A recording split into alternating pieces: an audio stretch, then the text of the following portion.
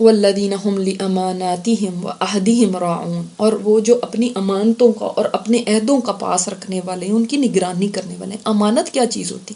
امانت ہم سمجھتے ہیں امانت وہ ہے میں نے آپ کے پاس پیسے رکھوائے تو آپ نے وہ پیسے جو ہے نا مجھے واپس کر دیے ٹائم پہ جب میں نے مانگے، تو یہ میری امانت ادا ہو گئی۔ ٹھیک ہے، یہ بھی امانت ہے، لیکن امانت ہر وہ چیز ہے جو میری اپنی نہیں ہے، کسی دوسرے کی دی ہوئی میرے پاس ہے اور مجھے اس کو واپس لوٹانا ہے اور حساب کتاب کے ساتھ لوٹانا ہے، یہ ہے امانت، یہ ہوتی ہے امانت۔ اب مجھے بتائیں کون کون سی ایسی چیزیں جو آپ کے پاس ہیں، میرے پاس ہیں، جو کہ ہماری نہیں ہیں اور ہمیں لوٹانی ہے؟ کون کون سی ایسی چیزیں ہیں؟ زندگی آپ کی ہے؟ نہیں، یہ تو اللہ تعالیٰ نے دی ہوئی ہے، اس کو لوٹانی ہے، واپس جانی ہے۔ تو میرا اختیار نہیں، میں جب مرضی چاہوں اپنی زندگی ختم کر لوں یا جب مرضی چاہوں اذیت دوں اپنے آپ کو، میری جسم میری زندگی، میں جو مرضی کروں، نہیں کر سکتے۔ اچھا، اسی طرح آپ کا وقت امانت ہے کہ نہیں؟ اللہ نے واپس لے لینا، بالکل امانت ہے۔ پھر آپ کی جو پر ذمہ داریاں ہیں وہ بھی اللہ نے ڈالی، یہ اولاد امانت ہے کہ نہیں؟ امانت ہی ہے نا، وہ بھی اللہ نے واپس لے لینی، یہ اس کی ذمہ داری امانت ہے۔ تو یہ مال ہو، وقت ہو، جسم ہو، زندگی ہو، اولاد ہو، سب امانتیں ہیں۔ ہم ان میں اپنی مرضیوں سے نہیں جو مرضی چاہیں، اولاد کو جب مرضی اٹھایا، مارا، کوٹا، ادھر کا غصہ ان کے اوپر نکالا، اس کو جو مرضی جیسے مرضی ان کو ساتھ ٹریٹمنٹ کیا، اور ہم سوچتے ہیں میرے بچہ، میں نے اس کو پیدا کیا، میں جو مرضی کروں گی۔ نہیں، یہ بھی امانت ہے۔ ہم اس پہ تو ڈرتے ہیں کہ قانون نہ ہمیں پکڑ لے، ہم بچے کے ساتھ کوئی زیادتی نہ کر دیں، یہاں پہ تو پولیس پکڑ لیتی ہے۔ اللہ سے نہیں ڈرتے کہ اللہ نے یہ امانت کے طور پہ مجھے دیا ہوا ہے اور مجھے اس کی ذمہ داری پوری کرنی ہے جیسے اللہ تعالیٰ کا حکم ہے، یہ میرے اوپر ذمہ داری ہے۔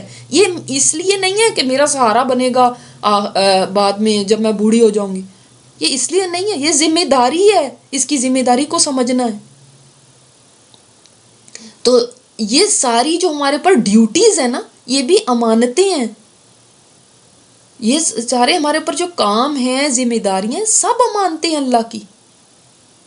اور ڈفرینٹ جو ہمارے اوپر، چاہے آپ ایک ماں ہیں، چاہے آپ ایک بیوی ہیں، چاہے آپ ایک بیٹی، یہ سارے رشتے، یہ ساری ذمہ داریاں، اپنا جسم، اپنا یہ سب امانت ہے ہمارے پاس۔ اب ان امانتوں کے جس نے صحیح طرح نہیں نبھایا، اس کی پوچھ ہے قیامت کے دن۔ پھر کیا یہ دین اسلام امانت ہے جو اللہ کی امانت ہے ہمارے پاس؟ اس کی بھی ذمہ داری ہے۔ جب ہم نے پچھلی دفعہ بات پڑھی تھی حقہ جہادی ہی کی، جہاد کرو، جاہدوا فی اللہ حقہ جہادی ہی، تو ذہن میں آتا ہے لو جی اب ہم کیا باقی سارے کام چھوڑ دیں، میں یہ کرتی ہوں، وہ کیا فالتو کام ہے، اب ہم یہ کرنا شروع ہو جائیں، اب یہ کیسے ہم کر سکتے ہیں، میرے تو یہ بھی کرنا ہے، میرے بچے بھی ہیں، وہ تو کوئی فالتو کام تو نہیں ہے، میں تو وہ اچھے کام کریں۔ ٹھیک ہے، وہ تو کام ہیں، لیکن مجھے یہ بتائیں کہ جب ذمہ داریوں کی بات آتی ہے، جب یہ بات آتی ہے کہ یہ ہم نے اللہ کے دین کی بھی ہمارے اوپر ذمہ داری ہے، اور ہم ایز امتی بھی ہمارے کوئی اوپر فرض عائد ہوتا ہے، تو ہم فوراً اس چیز میں کیوں پڑ جاتے ہیں کہ کیا پھر ہم یہ نہ کریں، کیا پھر ہم وہ نہ کریں، ہمارے تو سب پہ کیا وہ نہیں کرنا چاہیے، بس سارے کیا دین کی دعوت دینا شروع کر دیں؟ یہ کون کہہ رہا ہے؟ بات یہ ہے، دیکھیں آپ کے ہسبینڈ آپ کو کہتے ہیں کہ چلیں شاپنگ کے لیے چلتے ہیں، تو آپ نے تو کبھی نہیں کہا کیوں، میں ایک ماں ہوں، کیا میں بچوں کو نہ سنبھالوں؟ آپ کہتے ہیں بچوں کو بھی میں نے سنبھالنا ہے، وہ بھی میری ذمہ داری ہے، لیکن میں نے ساتھ شاپنگ پہ بھی جانا ہے۔ آپ کے ہسبینڈ آپ کو کہتے ہیں کہ چلو آج پارٹی پہ چلتے ہیں، تو آپ کیا کہتی ہیں؟ نہیں تو میں کیا گھر نہ صاف کروں، پارٹی پہ چل پڑوں؟ ایسے نہیں کہتی کبھی۔ اوکے، آپ کو لگتا ہے کہ یہ بھی ہے، یہ بھی ہے، یہ بھی ہے، یہ سبھی میں نے کرنے۔ آپ ایک ماں بھی ہیں، ایک بیوی بھی ہیں، ایک بہن بھی ہیں، ایک بیٹی بھی ہیں، ہمسائی بھی ہیں، ایک دوست بھی ہیں، یہ سب کچھ ہے، لیکن کیا ایک امتی ہوتے وقت ہی آپ کو یہ سارے رول یاد آ جاتے ہیں کہ میں تو وہ ہوں تو میں پھر یہ کیسے کروں؟ جب آپ کی ذمہ داری ایک ماں کی حیثیت سے، تو ایک امتی کی بھی حیثیت سے ایک ذمہ داری ہے۔ آپ کو کوئی چیز چھوڑنے کو نہیں کہہ رہا کہ آپ نے گھر کا کام نہیں کرنا، آپ نے اپنی اولاد کو نہیں دیکھنا، آپ بس حقہ جہادی ہی میں لگ جائیں اور آپ جو نکل جائیں گھروں سے اور آپ کچھ نہ کریں، نہ دنیا کی کوئی تعلیم لیں، نہ آپ کچھ کریں، بس آپ، یہ تو کوئی بھی نہیں کہہ رہا۔ ہر رول کے ساتھ یہ رول بھی ادا کرنا ہے، یہ کہا جا رہا ہے، اس طرح اس کو ادا کرو۔ صرف بات سمجھانے کی آپ کو یہ ہوتی ہے کہ دیکھو ہر ذمہ داری کو ہم اہم سمجھتے ہیں، چاہے وہ اپنی پڑھائی کی ہو، چاہے وہ اپنی گھر کی ہو، چاہے وہ اور دوستی کی ہو، دوستیاں نبھانے کے لیے بھی ہم بڑے بڑے کام کرتے ہیں، لیکن اسی ذمہ داری کو ہم نے سب سے پیچھے پھینکا ہوا ہے اور اسی کو ہم اہم نہیں سمجھتے اور اس کو اس قابل ہی نہیں سمجھتے کہ اس کے لیے بھی کچھ کیا جائے۔ صرف یہ بات نہیں سمجھانے کی آپ کو ہوتی ہے، یہ نہیں مطلب ہوتا کہ آپ کچھ چھوڑیں سب کچھ اور آپ کو یہ کہا جا رہا ہے جی یہ بس آپ سنیاس لے کے اور ایک طرف بیٹھ جائیں اور بس آپ اللہ اللہ کریں اور رہبانیت اختیار کر لیں۔ یہ کس نے کہا؟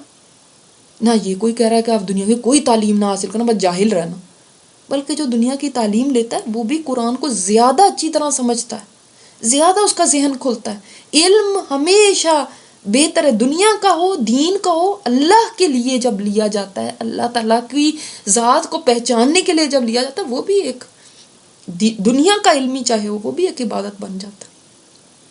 تو بات کہنے کا مقصد یہ ہے کہ دیکھیں یہ ساری امانتیں ہیں، اب امانتوں کو سمجھنا کہ یہ میری ذمہ داری ہے، میں نے اس کو نبھانا ہے، میں نے اس کو پورا کرنا ہے، چاہے اب وہ آپ کی جاب پہ ہوں، آفس میں ہوں، وہ بھی ایک امانت ہے کہ میرا اتنا ٹائم سے اتنے ٹائم تک یہاں پہ میری جاب ہے اور مجھے اس کا پے کی جاتی ہے، میں یہ نہیں کر سکتی میں 5 منٹ پہلے اٹھ جاتی ہوں اور صبح بھی 5 منٹ لیٹ آتی ہوں، تو اس لیے تو کیا ہو گیا، 5 منٹ ہی تو ہے نا۔ ویل للمطففین، ویل ہے مطففین کے لیے۔ تو امانت چاہے چھوٹی ہے چاہے بڑی ہے، امانت امانت ہے۔ قرآن کیا امانت نہیں ہے جو اللہ نے ہمیں دی ہوئی ہے؟ اب اس امانت کو نبھانا کیا ہے، جو اس کے حقوق ہے وہ ادا کیے جائیں۔ تو امانت بہت بڑا چیپٹر ہے۔ اسی طرح لوگوں کے راز ہمارے پاس امانت ہوتے ہیں، جب کوئی آپ کو کہہ دے کہ یہ میری بات نہ کسی سے کہنا، تو یہ بھی امانت ہے، وہ میری چیز نہیں ہے، وہ اس کی ہے۔ تو آپ دیکھ لیں نبی پاک صلی اللہ علیہ وسلم، مشرکین مکہ نے آپ صلی اللہ علیہ وسلم کو نبی نہیں مانا، لیکن امانتیں اپنی پھر بھی آپ کے پاس رکھواتے تھے، ان کو پتا تھا یہ امانت دار ہے۔ آپ صلی اللہ علیہ وسلم اسی لیے حضرت علی کو بستر پہ لٹا کے گئے تھے کہ امانتیں دے کے آنا، کہ کتنے امانت والے تھے۔ اور آج مسلمان سب سے زیادہ امانتوں میں خیانت کرنے والے سمجھے جاتے ہیں، اور آپ صلی اللہ علیہ وسلم نے ہپوکریٹ کی، جو منافق کی جو نشانیاں بتائی ہیں، ان میں امانت میں خیانت، جھوٹ بولنا اور عہد کو توڑنا، اور پھر جب جھگڑا ہو، چوتھی بات یہ فرمائی تھی کہ جب جھگڑا ہو تو گالم گلوچ پہ اتر آئے، یہ منافق کی نشانی۔ اور اگر یہ چیز جتنی جتنی ہمارے اندر ہوگی اتنی زیادہ منافقت ہے اور ایمان اتنا ہی کم ہے۔ اور آپ صلی اللہ علیہ وسلم نے فرمایا اس شخص کا تو کوئی ایمان ہی نہیں ہے جس میں امانت نہیں ہے، اور اس کا دین ہی نہیں ہے جس میں عہد کی پاسداری نہیں ہے۔ عہد بھی کیا ہے؟ عہد لوگوں کے ساتھ کیے جانے والے قول و اقرار کہ ہاں جی میں جی یہ کروں گی، ٹھیک ہے، یہ قول و اقرار کرنا کسی کے ساتھ، اسی طرح معاہدے کرنا، جو ایگریمنٹس کرنا کسی انڈیویجول کے ساتھ یا حکومتیں آپس میں کریں، یا یہ سب عہد ہیں، ان سب کو پورا کرنا ضروری ہے۔ اور اچھا، امانت میں ایک بات اور رہ گئی جو وہ یہ ہے کہ جو اللہ تعالیٰ نے فرائض ہم پر عائد کیے ہیں نا، وہ بھی امانت ہے۔ حقوق اللہ سے متعلق بھی ظاہرہ امانتے ہیں اور حقوق العباد سے متعلق بھی امانتے ہیں۔ تو حقوق اللہ سے متعلق نا یہ ساری امانتے ہیں، چاہے وہ دین ہے چاہے فرائض ہیں، کہ ہم ان کو پورا کریں گے۔ جب ہم اسلام میں آ گئے تو یہ ہمارا اللہ کے ساتھ ایک یہ ہمارے اوپر ایک اللہ تعالیٰ نے امانت رکھی ہے۔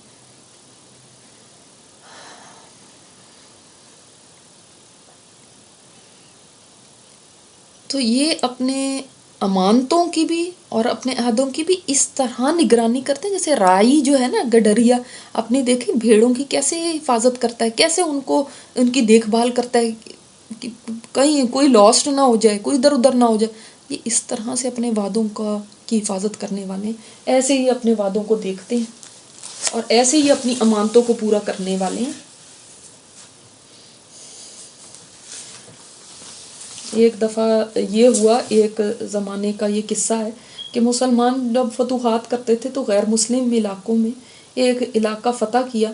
اب غیر مسلموں سے جزیہ لیتے تھے نا، تو جزیہ کس چیز پہ لیے ہوتا تھا کہ یہ حفاظت کے لیے، آپ کی جان مال عزت کی حفاظت کی جائے گی، تو اس کے لیے آپ یہ ٹیکس دیں. تو جب ان سے حفاظت نہ ہو سکی، کوئی ایسا واقعہ ہو گیا، تو جزیہ انہوں نے واپس کر دیا کہ ہم آپ کی حفاظت نہیں کر سکے، تو یہ لیں آپ کا جزیہ جو آپ نے ادا کیا تھا، یہ ہم نہیں لے سکتے کیونکہ ہم نے جو آپ سے وعدہ کیا تھا وہ ہم پورا نہیں کر سکے. آج دیکھیں حکومتیں کتنی ہیں وعدے کرتی ہیں. کبھی آپ نے سنا کہ اس کے بعد وہ آپ کو کہیں یہ آپ کا ٹیکس ہم نے واپس کر دیا کیونکہ ہم نے آپ کو کہا تھا ہم یہاں پہ صفائی کرائیں گے، اسکول ہسپتال بنائیں گے، ہم سے وعدہ نہیں پورا کیا گیا. وعدے ہر جگہ پہ جہاں پہ کوئی بات کرو تو وہاں پہ جو وعدہ کیا اس کو نبھا لو. جو آپ اگر یہ بھی وعدہ کرتے نا، میں یہ میں پرومس کرتی ہوں، یہ میں پلیج کرتی ہوں، یہ میں اوتھ اٹھاتی ہوں، یہ میں یہ کرتی ہوں، یہ سارے وعدے ہیں. یہ کام آپ کا جی ہو جائے گا تو پھر ہونا چاہیے. مومنوں کی پہچان تھی وعدہ کی پاسداری، اور آج وعدہ خلافی پہچان ہے. مومن کی پہچان تھی امانت داری، اور آج بے ایمانی اس کی پہچان ہے. آج ہم مشرکوں کے اوپر اور ہم غیر مسلموں پہ اوروں پہ بھروسہ کر لیتے ہیں، کہتے ہیں مسلمان ہے نا، دیکھنا اب یہ کبھی بھی وعدہ نہیں نبھائے گا.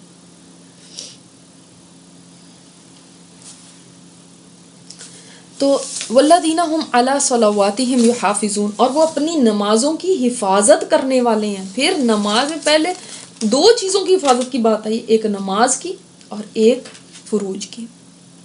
نماز کی حفاظت کیسے ہوگی؟ پہلے ہم نے خشیت کی بات کی تھی، خشوع کی بات کی تھی، تو اب ہے حفاظت کی بات. خشوع میں نے آپ کو کہا نا دل میں ہوتا ہے اور پھر وہ اعضاء پہ ظاہر ہوتا ہے. حفاظت کیا ہے کہ جب آپ نماز کو، تمام نمازوں کو ادا کریں، ان کے وقت پہ ان کو ادا کریں، نہ تو وقت گزار کے ادا کرنی ہے کہ بالکل قضا ہو رہی ہے تو اس وقت، اور نہ ہی ایسا کرنا ہے کہ جی ہمیں نیند بہت جلدی آ جاتی ہے، عشاء تو بہت دیر سے ہوتی ہے، گرمیاں ہیں تو اب ہم وقت سے پہلے ہی پڑھ کے بیٹھ جائیں.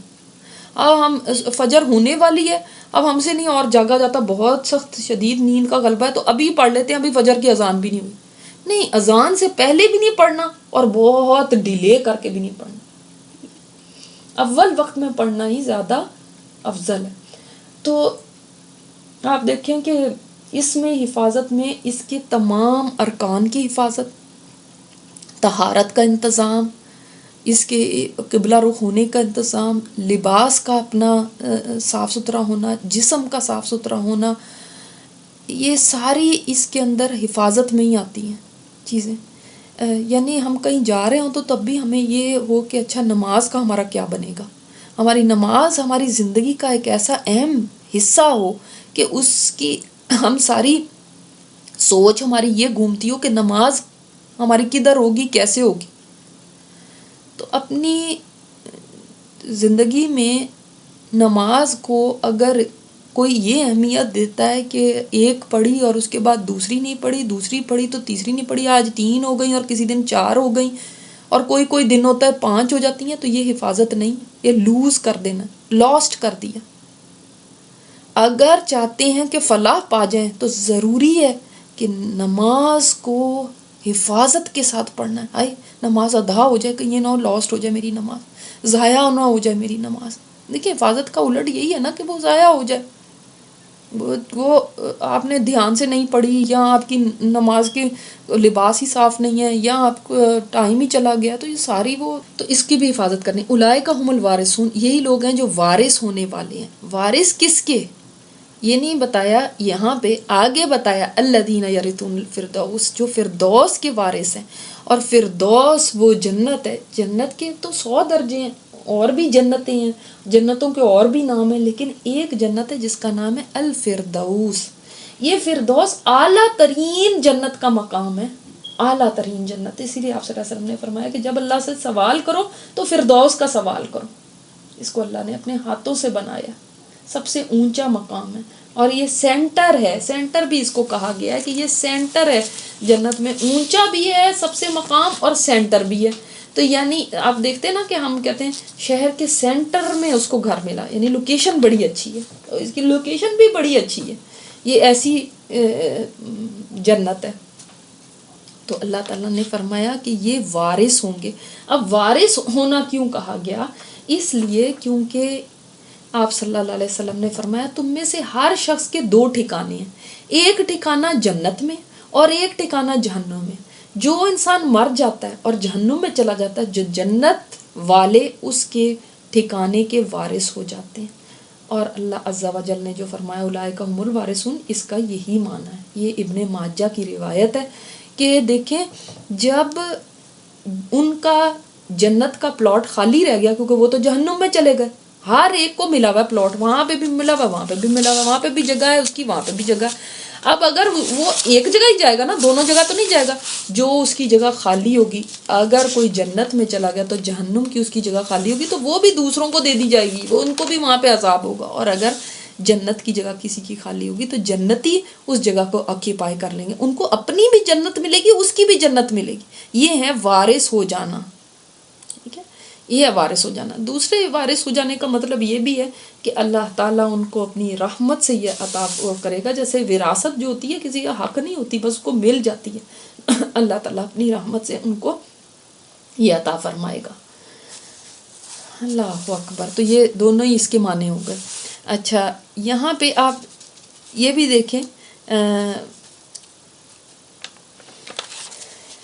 کہ جو اس کی جنت کی جو صفات، جو اس کو پانے کے لیے جو صفات آئی ہیں، ایک یہ کوشش ہمیں ہونی چاہیے ہمارے سب میں. اچھا، ہم فیہا خالدون کر کے پھر میں بتاتی ہوں. وہ ہمیشہ اس میں رہنے والے ہیں، کوئی نکالے گا نہیں، کوئی کبھی کہیں جانا نہیں چاہے گا، کہیں موو نہیں ہوگا. اچھا، جو میں بات کرنا چاہ رہی، یہ جو جن صفات کے لیے بعد یہ جنت فردوس کی ملے گی، ان صفات کو ہم سب اپنے اندر پیدا کرنے کی کوشش کریں. جنت تو ملے گی، ٹھیک ہے الحمدللہ، لیکن آپ کو آج ایک اور کام کی بات بتاتی ہوں.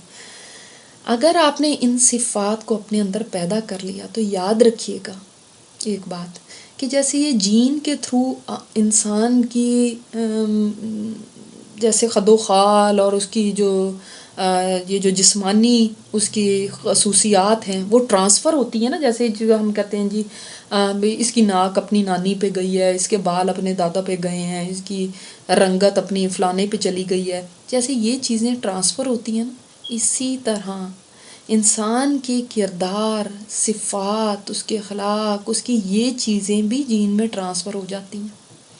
آپ کبھی دیکھیں گے کوئی، اللہ تعالیٰ معاف کرے، کہ اسی کے برے کو دیکھتے ہیں جی چوری کر رہا ہے، اچھا اس کا تو باپ بھی چور ہوتا تھا، تو وہ کیسے ہیں؟ یہ انسان کے یہ بیسک ہیومن ٹریٹس ان کو کہتے ہیں. یہ ٹریٹس بھی آگے ٹرانسفر ہو جاتے ہیں. یہ اسی طرح ہم دیکھتے ہیں نا، کبھی کسی کو دیکھتے ہیں کہ بہت ہی نیک پارسا، تو ہم کہتے ہیں اس کی نانی بھی بڑی نیک پارسا عورت ہوتی تھی، تو وہ کہیں نہ کہیں جنریشن میں ٹرانسفر ہو جاتا ہے. جیسے ڈیزیزز ٹرانسفر ہوتی ہیں، اب وہ پتہ ہے بیماریاں بھی ٹرانسفر ہو جاتی ہیں. وہ ہماری ہسٹری لیتے ہیں نا کہ آپ کے فیملی میں کسی کو شوگر، کسی کو فلانے، کسی کو یہ.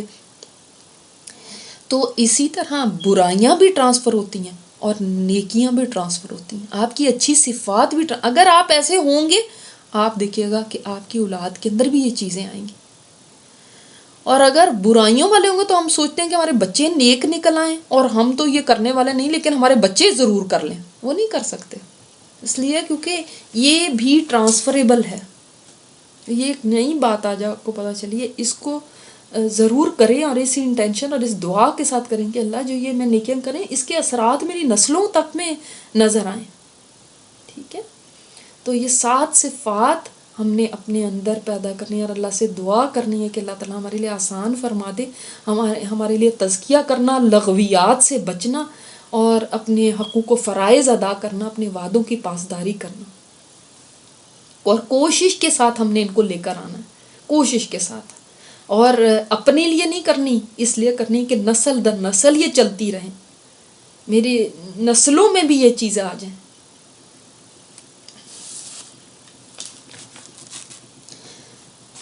اچھا، پھر ہم دیکھتے ہیں آگے اللہ تعالیٰ نے انسان کی تخلیق کے مراحل یہاں پہ بیان فرمائے ہیں کہ اللہ تعالیٰ کی قدرتیں کیسی ہیں، اللہ تعالیٰ کی قدرت کے کمال ہیں. یہ فرمایا وَلَقَدْ خَلَقْنَا الْإِنسَانَ مِنْ سُلَالَةٍ مِّن طِينٍ، البتہ تحقیق یا یقیناً بلا شبہ ہم نے انسان کو پیدا کیا ہے ایک نچوڑ سے مٹی کے، یعنی مٹی کا ایک ایکسٹریکٹ تھا جس سے انسان کو پیدا فرمایا۔ اور یہ دیکھیں کہ پہلے انسان کو آدم علیہ السلام کو تو مٹی سے بنایا، اس کے بعد بھی انسان جس نطفے سے بنتا ہے وہ بھی کس سے بنتا ہے؟ وہ مٹی کا ہی نچوڑ ہے نا، جو پھل پھول پودے ہیں وہ مٹی سے ہی نکلے ہیں، ان کو کھا کے ہی اس کے اندر یہ نطفہ پیدا ہوتا ہے۔ تو وہ نطفہ بھی ظاہر ہے اس کے اندر وہی انگریڈینٹ شامل ہیں جو مٹی سے نکلے ہیں۔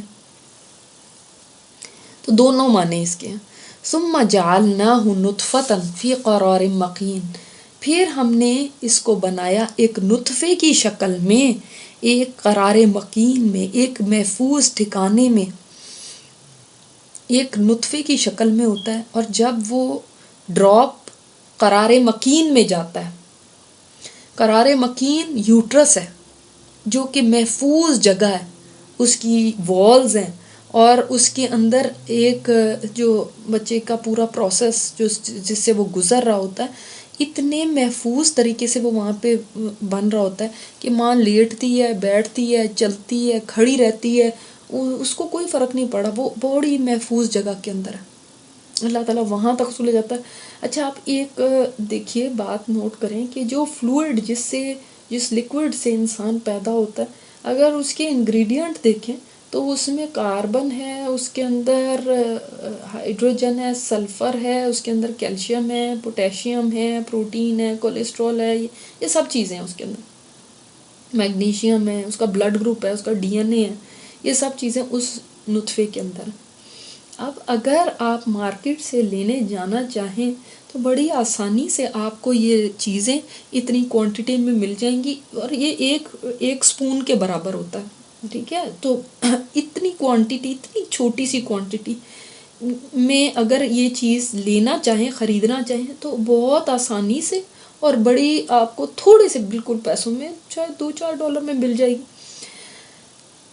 لیکن اس سے انسان کا بنانا، اب یہ چیزیں تو انسان نے آج سمجھ لیں کہ اس میں کیا کیا چیز ہے، اس نطفے میں کیا کیا ہے، وہ تو سارے کمپوننٹس اس کے فائنڈ آؤٹ کر لیے، مگر اب وہی بات ہے کہ آگے اس سے انسان کو پیدا کرنا یہ اس رب کا ہی وصف ہے، اسی کی صفت ہے کہ وہ پیدا کر سکتا ہے۔ انسان اس چیز کو جان کے بھی، ان ساری چیزوں کو جمع کر کے بھی، ان کا ایک کمپاؤنڈ بنا کے، ان کا ایک مکسچر بنا کے بھی ایک انسان نہیں کھڑا کر سکتا۔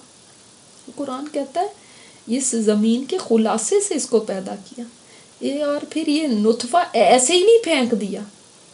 من منی یہ یمنا، من منی یہ منی جو یمنا ہے، یعنی وہ اس منی میں بھی تمنا ہے کہ اس کو پہنچنا ہے کسی خاص جگہ پہ، وہ تیزی سے دوڑتے ہیں پھر یہ سپرمز، اور وہ جاتے ہیں فلوپین ٹیوب تک پہنچتے ہیں۔ جو ڈاکٹرز ہیں ان کو تو اچھی طرح یہ بات سمجھ ہوگی، اور کہاں ماں کے پیٹ میں وہ جگہ ہے جہاں تک یہ پہنچتے، اور سارے نہیں پہنچ سکتے، وہ کچھ 100 پہنچتے ہیں چاند، اور وہاں پہ ایگ ہوتا ہے جو ماں کے اس ٹیوب کے اندر ہوتا ہے، وہ ایگ ہے وہاں پہ۔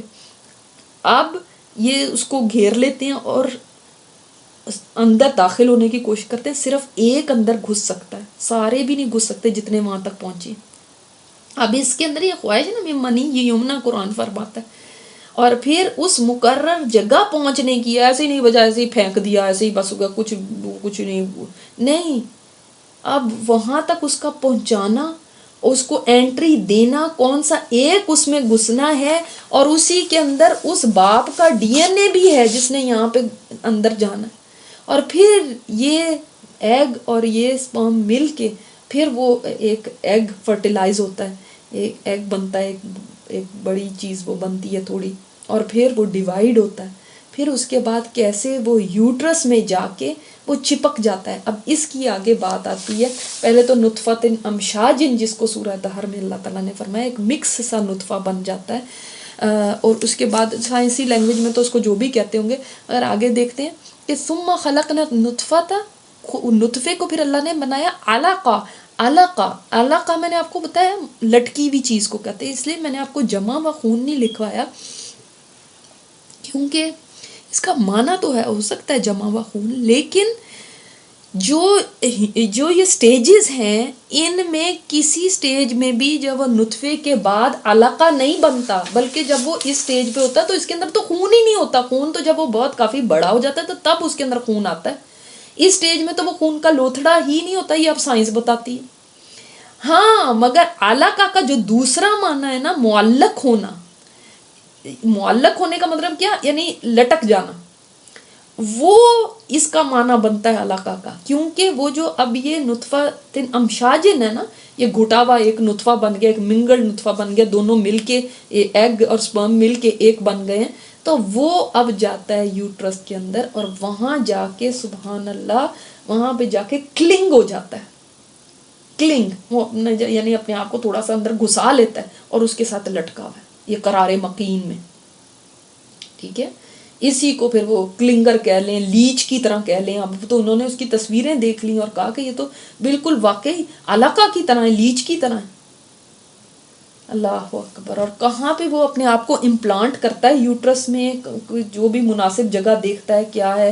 اسی لیے اس کو کہتے ہیں نا کہ وہ ایک لیونگ تھنگ ہے، وہ ایک یہ نہیں ہے کہ نان لیونگ تھنگ ہے، وہ ٹریول کر رہا ہے، وہ آ رہا ہے، پھر اس نے اپنے آپ کو کلنگ کیا. سبحان اللہ. یہ کیا اس کے اندر ماں کا کوئی عمل دخل ہے؟ کون سا اس کے اندر سے ایگ کے اندر انٹر ہوگا؟ اللہ ہی کی مرضی ہے. پھر کس طرح اس کو ٹریول کراتا ہے اللہ تعالیٰ، کس والے نے پہنچنا ہے ایگ تک، پھر کس والے نے کیسے پہنچنا ہے یوٹرس تک، کس نے اس کو راہ دکھائی وہاں پہ؟ ہاں پڑھا رہے کہیں ایسے بھی یا کچھ ہے نہیں. پھر دیکھیں فَخَلَقْنَا الْعَلَقَةَ مُضْغَةً، علقہ سے جو مدغہ بنا، تو مدغہ کیا ہے؟ مدغہ بالکل آپ کبھی چوئنگم کو چبائیں اور چبا کے آپ اس کے خاص طور پہ بچے کبھی کبھی ایسے کرتے ہیں، دانتوں کے نشان لگا کے اس کو باہر نکالتے ہیں تو اس کے اوپر دانتوں کے نشان لگے ہوتے ہیں. دیکھا نا آپ نے چوئنگم کے اوپر نشان پڑے ہوتے ہیں دانتوں. مدغہ ہے وہ گوشت کا پیس، وہ گوشت کی بوٹی جو چیوڈ ہو، جیسے اس کے اوپر پورے پورے ایسے ایسے ایسے نشان پڑے ہوں جیسے بالکل دانتوں کے نشان.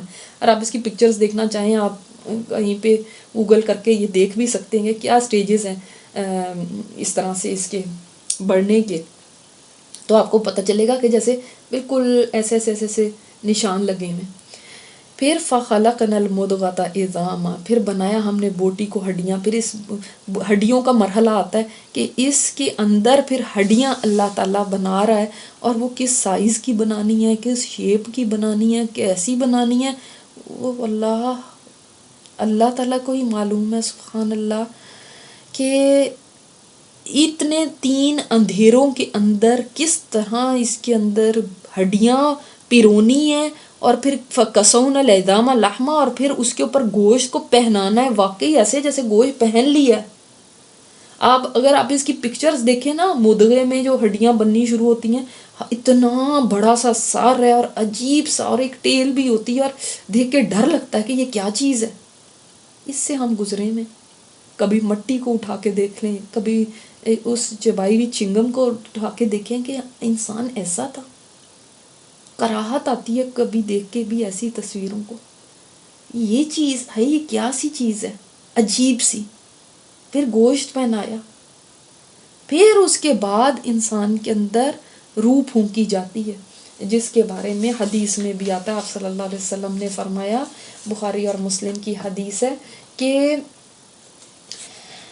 بے شک تم میں سے کسی ایک کی خلقت کو اس کی ماں کے پیٹ میں 40 دن تک رکھا جاتا ہے، پھر 40 دن تک وہ جمع ہوا رہتا ہے، پھر 40 دن میں وہ گوشت بنتا ہے، پھر اللہ تعالیٰ فرشتہ بھیجتا ہے جو اس میں روح پھونک دیتا ہے اور اس کو 4 کلمات لکھنے کا حکم دیتا ہے، اور وہ اس کا رزق لکھتا ہے، اس کی موت و حیات لکھتا ہے، اس کا عمل لکھتا ہے، اس کا نیک یا بد ہونا لکھتا ہے.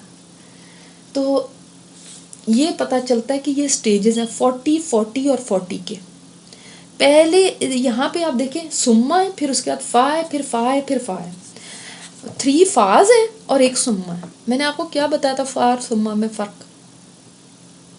سما جو ہوتا ہے نا تراخی وقت کے لیے ہوتا ہے، یعنی کچھ عرصے بعد نا، اور فا ہے تو تھوڑا جلدی کا معنی ہوتا ہے، تو تھوڑی دیر بعد ہی. یہ فا ہے نا 40 ڈیز ہیں. یہ 120 ڈیز ہو گئے، اس کے بعد روح پھونکی جاتی ہے. تو اس سے پہلے وہ کیا ہے، لیونگ تھنگ تو ہے لیکن روح نہیں ہے ایک انسان والی. اور جب روح پھونک دی گئی تو پھر ایک انسان ہے وہ. اب اس کے اندر وہ جو شروع کے اندر ہی اس کے اندر جیسے ایک نشان سے آپ دیکھیں گے ان کے اندر تصویروں میں پڑے ہوئے، جیسے آنکھ یہاں پہ بننی ہے، یہاں پہ کان، یہاں پہ ہاتھ، لیکن بنے ہوئے کچھ نہیں ہے مگر نشان سے ہیں. اب ایک بوٹی سی ہے لگ رہی. تو اب پھر اللہ تعالیٰ وہاں پہ اس کی ان نشانوں کے اوپر آنکھیں بنا رہا ہے، ان پہ کان بنا رہا ہے، ہاتھ بنا رہا ہے. سبحان اللہ، کیا کیا تمہارا بن رہا ہے. اندر میں بھی آرگنز بن رہے ہیں، باہر آرگنز بن رہے ہیں، ایک ایک ناخن، ایک ایک بال وہ بنا رہا ہے. اتنی ڈیٹیلنگ ہے، اتنی ڈیٹیلز ہیں، مائنیوٹ ڈیٹیلز، بہت باریک. اندھیروں میں کوئی مصور اپنی مصوری کر رہا ہے. سبحان اللہ.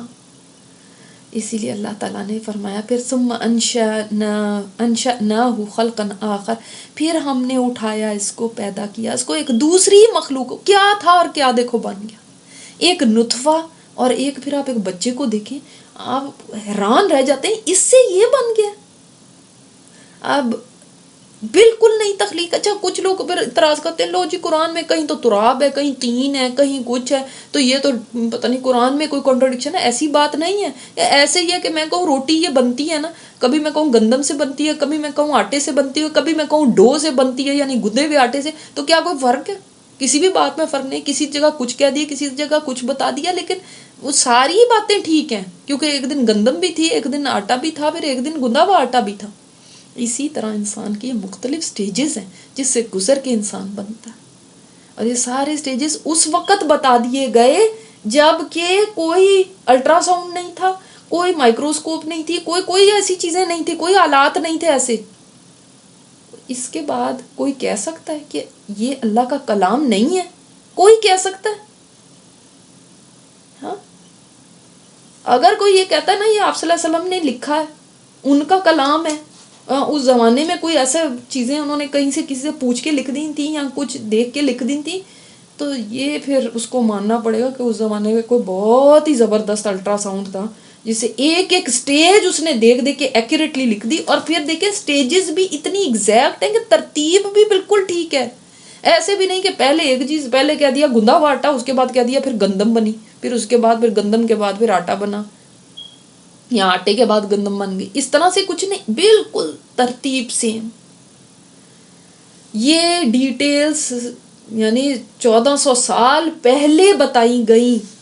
اندازہ کیجئے جب کوئی سائنس نہیں تھی، کوئی لیبارٹری نہیں تھی، کوئی پڑھنا لکھنا ہی نہیں جانتے تھے.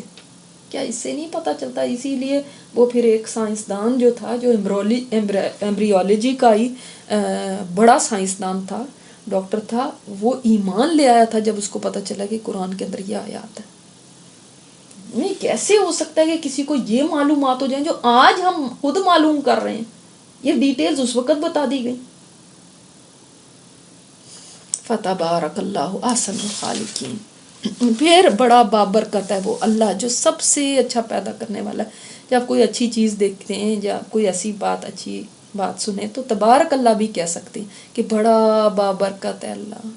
وہ جو تخلیق، خالق تو بہت سارے ہو سکتے ہیں، یعنی ایک انسان خالق اس کو بھی کہہ دیتے ہیں جس کے پاس کوئی مٹیریل ہو اور وہ کوئی اس سے چیز بنائے، اور اس کو بھی کہہ دیتے ہیں جو بغیر مٹیریل نہیں بھی ہو تو پھر بنا لے. تو اس وجہ سے کوئی چیز ہو تو پھر اس کو یعنی انگریڈینٹ ہوں اس سے کوئی چیز بنانے کو بھی خالق کہہ لیتے ہیں. تو پھر اس لحاظ سے ہم بھی کوئی نہ کوئی چیزیں تخلیق کرتے رہتے ہیں روز آئے دن. لکڑی سے میز بنا لی، اس لوہے سے یہ بنا لیا، جہاز. تو لیکن جو احسن الخالقین ہیں، سارے جتنے لوگ، ان سب میں بہترین جو پیدا کرنے والا ہے وہ اللہ تعالیٰ ہے. اور وہ بڑا بابرکت ہے، یعنی بڑی خیر پہنچانے والا ہے، بڑا خیر دینے والا ہے، اس سے خیر ہی خیر ہے. اب ان باتوں کے بعد کوئی یہ ڈینائی نہیں کر سکتا کہ یہ قرآن جو ہے وہ اللہ کا کلام نہیں. کوئی یہ بات کو انکار نہیں کر سکتا.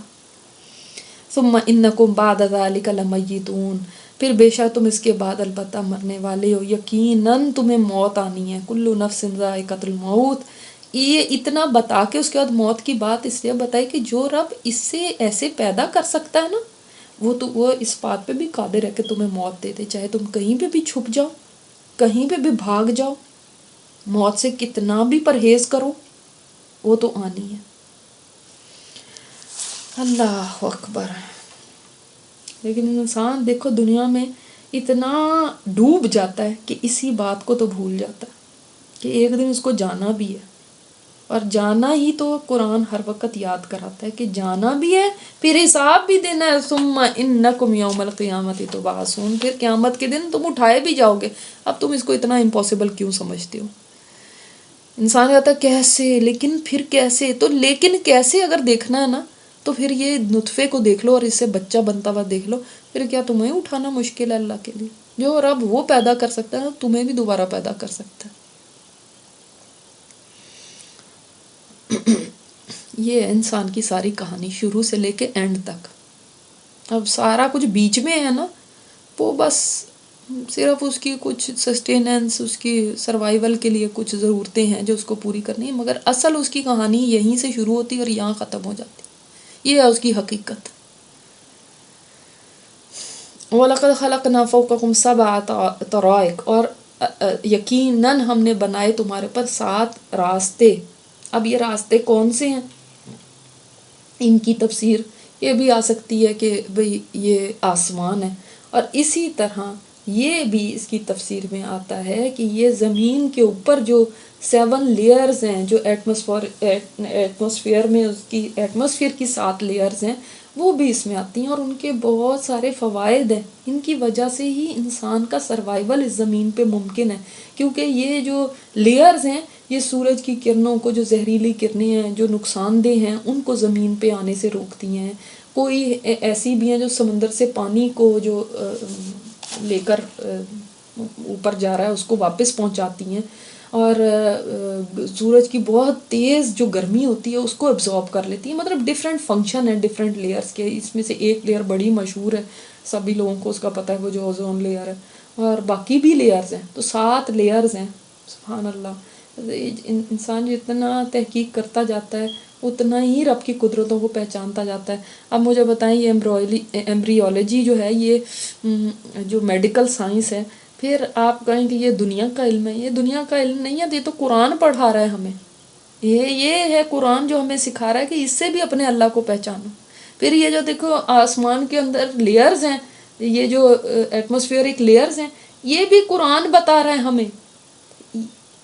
دین اور دنیا کا علم الگ الگ نہیں ہے کہ وہ جی دنیا کا ہے وہ نہیں کرنا، یہ دین کا، یہ الگ الگ نہیں ہے۔ غور و فکر کرو گے تو وہ بھی تمہیں رب تک ہی پہنچاتا ہے، اور یہ بھی رب تک ہی پہنچاتا ہے۔ مگر ہاں وہ نگاہ عبرت ہو تو پھر ہے نا، نگاہ عبرت رکھو تو پھر تو سیر بھی اللہ تک ہی پہنچاتی ہے۔ اچھا پھر آپ دیکھیں اللہ تعالیٰ نے فرمایا وَمَا كُنَّا عَنِ الْخَلْقِ غَافِلِينَ، اور نہیں ہم اس مخلوق کو پیدا کرنے کے بعد اس سے غافل۔ اللہ تعالیٰ پیدا کر کے چھوڑ نہیں دیتا، غافل نہیں ہے کہ بس اس کے بعد جو مرضی پیدا تو کر دیا، جو مرضی جیسے مرضی اپنی سسٹیننس کا انتظام کرے، جیسے مرضی رہے۔ نہیں، اس نے انسان کی حفاظت کا بھی انتظام فرمایا، اس نے انسان کے لیے یہ 7 طرائق بھی بنائے، اس نے انسان کی سروائیول کے لیے اور بھی بے شمار چیزیں بنائیں، بھول نہیں کیا بنا کے انسان کو۔ وَأَنزَلْنَا مِنَ السَّمَاءِ مَاءً، پھر واٹر سائیکل کا یہاں پہ ذکر ہے۔ دیکھو واٹر سائیکل یہ بھی سائنس ہی ہے۔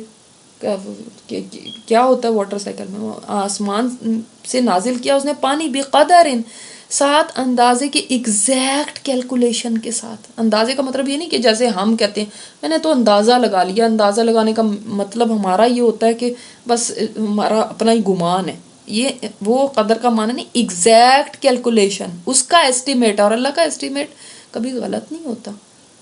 جتنی انسانوں کو ضرورت ہے، جس کے مطابق جیسا چاہیے ویسا ہی اللہ نے نازل کیا۔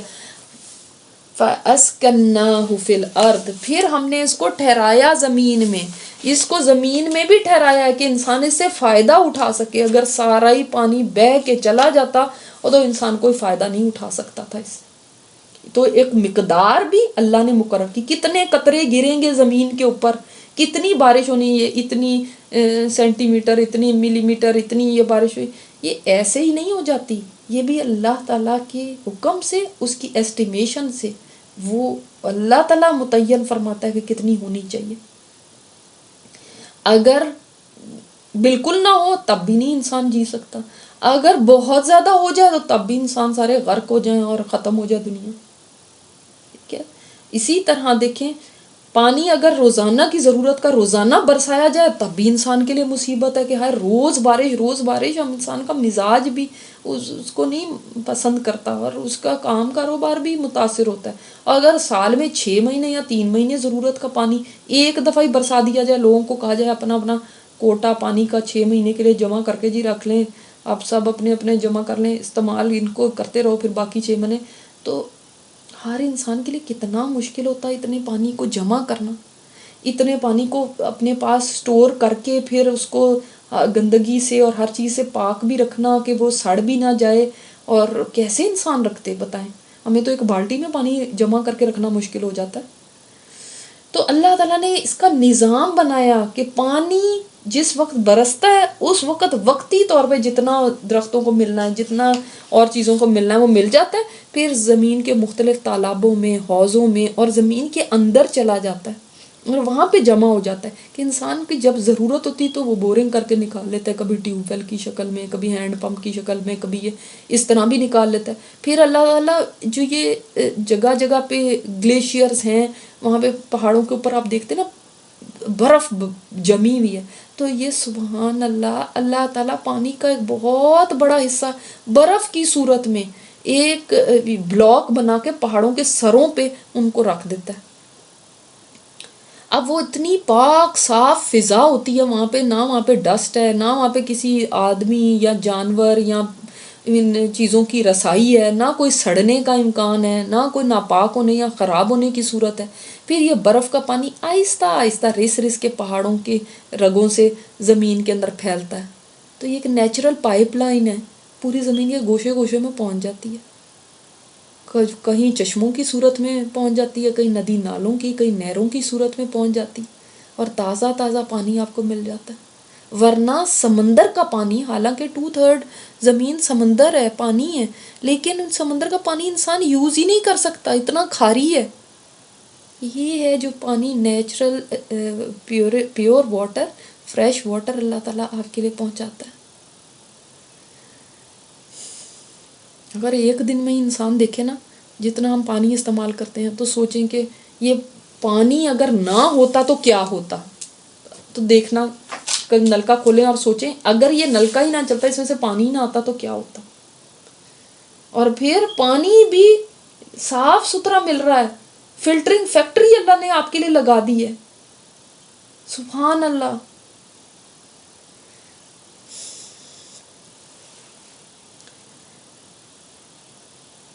اچھا، وَإِنَّ عَلَى ذَهَابٍ بِهِ لَقَادِرُونَ، اور ہم اس کو لے جانے پہ بھی قادر ہیں. اگر ہم چاہیں تو یہ پانی تمہیں ملے ہی نہ، اللہ تعالیٰ لے جائے اس کو زمین کی تہوں کے اندر بہت گہرائی میں.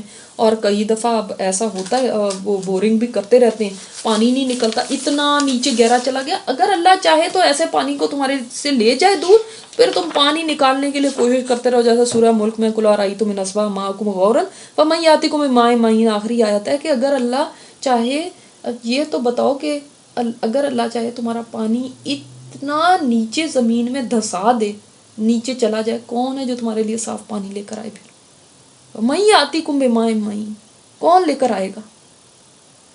تو غور کرنے کا اس کے اندر سوال ہے کہ انسان دیکھے کہ اللہ تعالیٰ کی یہ قدرت ہے کہ ہم تک یہ پانی بھی پہنچتا ہے، اور اللہ ایسے نظام اللہ تعالیٰ نے بنا دیا ہے کہ ہم تک اس طرح یعنی سڑا گلا نہیں اور کڑوا اور کھاری اور نمکین نہیں، صاف ستھرا نتھرا ہوا پانی ہم تک پہنچتا ہے. کوئی کہو کوئی اللہ کے سوا ایسا کر سکتا ہے؟ آپ صلی اللہ علیہ وسلم نے اسی لیے پھر فرمایا بھی ہے نا کہ چاہے سمندر کے کنارے پہ ہو مگر پانی کو ضائع نہ کرو. اور آج دیکھیں یہ پانی کے کنزرویشن کے لیے اتنی وہ مہمیں چلاتے ہیں کہ پانی واٹر کنزرو کرو، ضائع نہ کرو، یہ نہیں کرو. اب احساس ہو رہا ہے دنیا کو، لیکن ہمارے دین نے اس وقت ہمیں سکھا دیا تھا. اگر اللہ چاہے یہ پانی کو لے جائے پھر تم کہاں سے لے کر آؤ گے؟ یہ نعمت ہے، اس کو ضائع مت کرو. یہ پھر ٹوتھ پیسٹ کر رہے ہیں تو پانی چل رہا ہے، منہ دھو رہے ہیں تو پانی چل رہا ہے، بس پانی چلا ہوا ہے اور ہمیں پرواہ ہی نہیں ہے. تو اللہ چاہے تو غائب کر دے. فَأَنشَأْنَا لَكُمْ بِهِ جَنَّاتٍ مِّن نَخِيلٍ وَأَعْنَابٍ، اور پھر پیدا کیا ہم نے تمہارے لیے باغات کو کھجور کے اور انگوروں کے. لَكُمْ فِيهَا فَوَاكِهُ كَثِيرَةٌ وَمِنْهَا تَأْكُلُونَ، اس میں تمہارے لیے پھل ہیں بہت سے اور اس میں سے تم کھاتے ہو. یہ جو نا لاڈ آپ کے بتائے جا رہے ہیں کہ آپ کے کتنے لاڈ کیے ہیں اللہ تعالیٰ نے. ہاں کیا کیا آپ کے لیے چیزیں ہیں. دیکھو پانی کا بھی کیسا انتظام، اور دیکھو پھل بھی کیسے طرح طرح کے پھل، کہیں کھجور ہے تو کہیں انگور ہے، اور پھر اور بھی بہت سے، اور ان میں سے تم کھاتے ہو. اور فواکہ جو ہے نا، جیسے میں نے آپ کو بتایا فاکہ سے فاکہ خوش ہونے کو بھی کہتے ہیں، یعنی وہ پھل جن کو دیکھ کے انسان خوش ہو جائے، خوش ذائقہ پھل، ان کی طرف اشارہ ہے. اور صرف کھجور انگوری نہیں ہے، بہت کثیرتن، بہت سارے. کہیں جوس بنا کے پیتے ہو، کہیں آپ ان کو ویسے ہی کھاتے ہو، کہیں ان کی چاٹ بناتے ہو، کہیں ان سے اور کوئی ڈشز بناتے ہو، کہیں ان کے اچار ڈالتے ہو، کہیں کچھ کرتے ہو. کتنی کچھ چیزیں ہیں جو کہ انسان ان پھلوں سے حاصل کرتا ہے فوائد. وَشَجَرَةً، اور ایک درخت ایسا ہے تخرج من طور سینا، جو طور سینا سے ہے نکلتا. تنبت بالدہن، اگتا ہے ساتھ چکنائی کے. وَصِبْغٍ لِلْآكِلِينَ، اور کھانے والوں کے لیے سالن بھی. یہ اشارہ ہے زیتون کے درخت کی طرف. عام درختوں کے مقابلے میں یہ درخت زیادہ لمبا بھی ہوتا ہے، اور بہت قدیم زمانے سے یہ درخت اگایا جاتا ہے، اور اس کے فوائد اس قدر زیادہ ہیں، بہت زیادہ فائدے ہیں. جیسے کھجور کے بہت فائدے ہوتے ہیں نا، اور کھجور بھی ایور گرین ہوتا ہے، اسی طرح یہ بھی ہوتا ہے.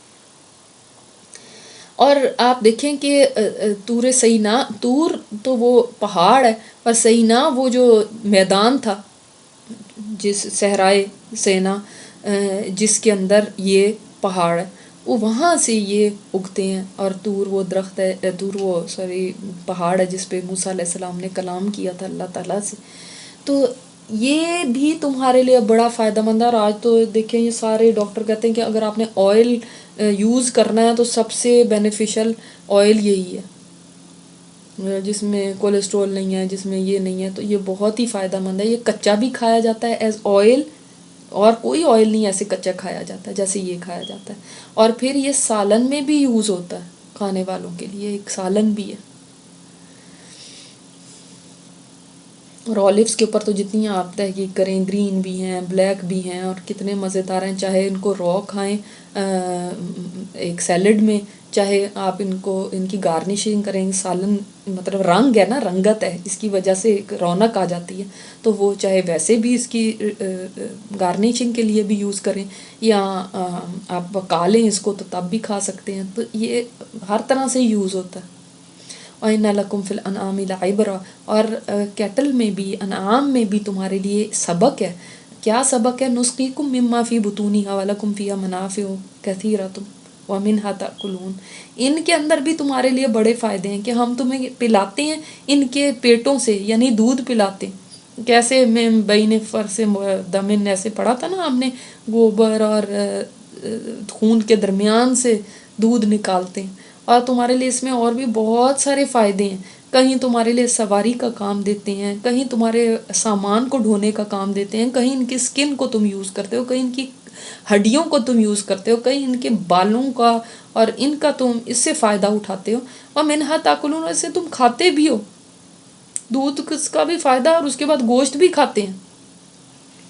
وَعَلَيْهَا وَعَلَى الْفُلْكِ تُحْمَلُونَ، اور ان پر، یعنی جیسے آپ اونٹ ہیں، جیسے آپ یہ بیل ہیں، ان کے اوپر سواری بھی ہوتی ہے، اور کشتیوں پر تم اٹھائے جاتے ہو. اللہ تعالیٰ نے دیکھیں کھانے کی بھی چیزوں کا ذکر فرمایا، پینے کی بھی، کہ انسان تجھے پیدا کر کے اللہ نے ایسے ہی نہیں چھوڑ دیا. کہیں آسمان کے اوپر بھی لیئرز لگا دی. انسان تیرا سروائیول ممکن ہو. کہیں آسمان سے پانی برسایا کہ زمین سے سبزہ اگے اور تم اس سے فائدہ اٹھاؤ. کہیں طرح طرح کے پھل اگا دیے. کہیں تمہارے لیے دودھ جاری کر دیا جانوروں کے تھنوں میں اور فائدوں کے لیے تمہارے لیے جانور بنا دیے. یہ سارے لکم لکم لکم بتا رہے ہیں تمہارے لیے کیا ہے یہ سب تمہارے لیے. اور ابھی تم پیدا بھی نہیں ہوئے تب سے اللہ نے یہ نظام چلا دیا ہوتا ہے کہ تم دنیا میں آنکھ کھولتے ہو تو سب کچھ پہلے سے سیٹنگ ہوئی پڑی ہے. جیسے ایک کسی کے آنے کے لیے چیز تیار کر کے رکھی جاتی نا. گھر کو آپ تیار کرتے ہیں فلاں نے آ کے رہنا ہے, اس کمرے کو تیار کر دو, وہ فلاں مہمان آ رہا ہے, اس کو اچھی طرح ہر چیز اس کی ضرورت کی اس میں رکھ دیتے ہیں. اسی طرح دنیا میں جب انسان آنے لگتا ہے تو اللہ کے لاڈ دیکھو اس کے ساتھ کہ ہر چیز پہلے بنا کے رکھ دی. اور پھر نہ بھی ہوتے پھل تو کیا تھا, کھاتے نا چارہ جیسے یہ جانور کھاتے ہیں, ایک ہی گھاس کھاتے رہتے.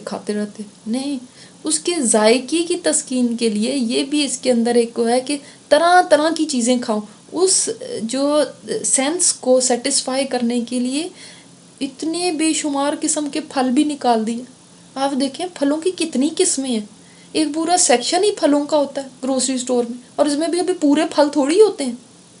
اور ہر موسم کے الگ الگ پھل نکال دیے, ہر پھل الگ ذائقے کے ساتھ نکال دیے.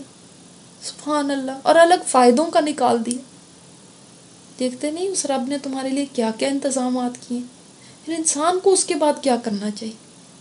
وہ تو جھک جائے, ایسا جھک جائے کہ پھر سر نہ اٹھائے. خاشعین کی طرح رہنا سیکھ لیں. وہ جو صرف نماز میں خشوع نہیں کرتے, ان کی پوری زندگی جھکی ہوتی ہے اپنے اللہ کے آگے. اللہ کے کسی حکم کے آگے نہیں وہ چوں چرائیں کرتے. اللہ کی کسی بات کو ماننے سے وہ انکار نہیں کرتے. ہاں مگر ایسے کچھ لوگ آئے ہیں, ایسی قومیں آئی ہیں جن کے اللہ نے اتنی نعمتیں بھی نہیں, لیکن اس کے باوجود انہوں نے اللہ کو پہچانا نہیں. انہوں نے اس کے قوانین کے مطابق رہنے سے انکار کر دیا. انہوں نے اس کے ساتھ شرک کیا. وہ کون ہے؟ جو پہلی قوم جس نے یہ کام کیا, جو ناشکری تھی, جنہوں نے کفر کیا. وَلَقَدْ أَرْسَلْنَا نُوحًا إِلَىٰ قَوْمِهِ, اور یقیناً بے شک ہم نے بھیجا نوح کو اس کی قوم کی طرف. فَقَالَ يَا قَوْمِ اعْبُدُوا اللَّهَ, تو اس نے کہا اے میری قوم اللہ کی عبادت کرو, صرف ایک اللہ کو خدا مانو. مَا لَكُم مِّنْ إِلَٰهٍ غَيْرُهُ, تمہارا اس کے سوا کوئی الہ نہیں ہے. أَفَلَا تَتَّقُونَ, پھر کیا تم تقوی اختیار نہیں کرتے؟ تم اس کی طرف واپس نہیں پلٹو گے؟ کیا تم نے اس کو جواب نہیں دینا؟ کیا تم ڈرتے نہیں ہو؟ اب دیکھیں یہ نوح علیہ السلام کی قوم میں سب سے پہلے شرک سٹارٹ ہوا تھا. اس سے پہلے تو لوگ ایک اللہ کو ہی مانتے تھے, مگر انہوں نے بھی کیا, اپنے بزرگوں کی تعظیم اور ان کی اتنی زیادہ اس میں غلو کر دیا, اتنی حد سے بڑھ گئے ان کی تعظیم میں. جو نیک لوگ تھے کہ جب وہ نیک لوگ دنیا سے گئے تو اس کے بعد ان کی تصویریں اور پھر اس کے بعد ان کے بت بنا کے اور انہوں نے انہیں کو پوجنا شروع کر دیا. یہاں سے ان کے اندر شرک داخل ہوا تھا. اسی وجہ سے کہا جاتا ہے کہ آپ تصویروں کو آویزاں کرنا صحیح نہیں ہے, کیونکہ شرک کے راستے تک اسلام نے بند کر دیے. مطلب شرک کے جس راستے سے کبھی کہیں شرک کی ذرا سا بھی شرک کا کوئی شبہ بھی ہو سکتا ہو نا, وہ راستہ بھی بند کر دیا. تو اسی طرح کسی کی بھی تعظیم میں غلو کر دینا, اتنا ہی حد سے تعظیم میں بڑھ جانا کہ بس اب ہمارے پیر صاحب کی تصویر سامنے ہوگی تو پھر انہوں نے ہمیں اللہ سے جوڑا ہے, تو اب یہ تصویر ہم سامنے رکھ کے بس اسی کا مراقبہ کریں گے, اور یہ تصویر ہمارے گھر میں لٹکی ہونی چاہیے, اور یہ تصویر ہمارے سامنے ہونی چاہیے. یہ چیزیں شرک تک لے کر جاتی. جس نے آپ کو اللہ کی طرف راستہ بتایا ہو, ٹھیک ہے, ایک عزت کی حد تک صحیح ہے, مگر غلو کر دینا کہ اسی کو خدا بنا کے رکھ لینا, اسی کے ہاتھ میں اپنا سب کچھ سمجھ لینا اور بس اسی کے ذریعے ہم نے اللہ تک پہنچنا ہے, نہیں, یہ نہیں. اس چیز کو کنڈیم کر دیا گیا.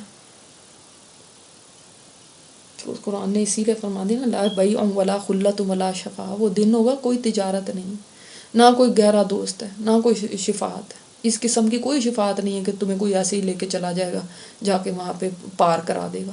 ان سارے کانسیپٹس کو ختم کر دیا گیا کہ تم ان بھروسوں کے اوپر نا یہاں تک پہنچنا. فقال الملأ الذين كفروا من قومه, تو کہا سرداروں نے ان لوگوں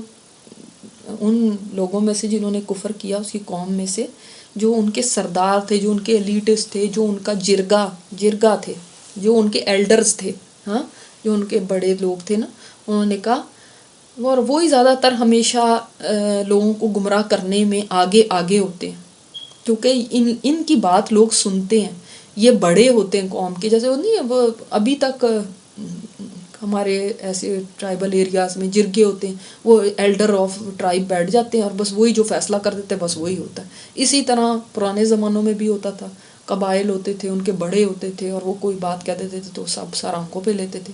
تو وہی کہنے لگے ما ھذا الا بشر مثلکم، یہ کیا ہے، تمہارے جیسا ہی تو انسان ہے، یرید ان یتفضل علیکم، بس یہ تو چاہتا ہے کہ تم پہ بڑائی حاصل کر لے، تم پہ فضیلت حاصل کر لے، تم پہ اپنی، جیسے آج کوئی لوگ کہتے ہیں نا، آپ اپنے آپ کو بڑا نیک سمجھتے ہیں جو اب آپ ہمیں بتانے آ گئے ہیں، یعنی آپ اپنے آپ کو بہت بڑی چیز سمجھتے ہیں، یعنی آپ نے ہمیں بتایا تو بتایا کیسے، آپ بڑے نیک ہیں، اصل میں اپنی نیکی دکھانا چاہتے ہیں، آپ کو بڑا اپنا تکبر ہے نیکی کا، یعنی تو یا تو ہم پہ فضیلت حاصل کرنا چاہتا ہے، اپنا بتانا چاہتا ہے میں بڑا نیک ہوں، یا ہمارے اندر بڑا بننا چاہتا ہے، ہمارا کوئی لیڈر بننا چاہتا ہے، یہ بس اس کو تو کرسی کی چاہ ہے.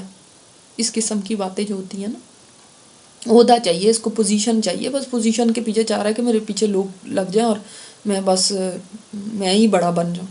وَلَوْ شَاءَ اللَّهُ لَأَنزَلَ مَلَائِكَةً، تو اگر اللہ نے نازل کرنا ہی ہوتا، کسی کو بھیجنا ہی تو فرشتے نہ بھیج دیتا، اسی کو بھیجنا تھا، یعنی یہ تو ہمارے اندر ہی رہتا ہوا ایک انسان.